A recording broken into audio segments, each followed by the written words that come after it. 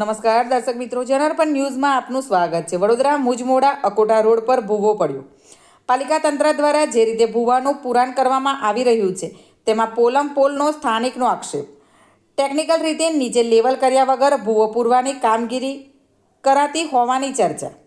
બાજુમાં ગટર લાઇનનું કામકાજ ચાલતું હોવા છતાં લાપરવાહી કરવામાં આવતું હોવાના આક્ષેપ। માત્ર છારું નાખીને ભૂવાનું પુરાણ કરતા પાલિકાની કામગીરી સામે સવાલો ઊભા થયા। પાલિકાની આ પ્રકારની કામગીરીને લઈને સ્થાનિકોમાં આક્રોશ। Bureau report, જનાર્પણ news. આવા જ નવા સમાચાર જોવા માટે જોડાઈને રહો જનાર્પણ ન્યૂઝ સાથે। અમારી ચેનલને લાઇક કરો, શેર કરો, સબસ્ક્રાઈબ કરો। ધન્યવાદ।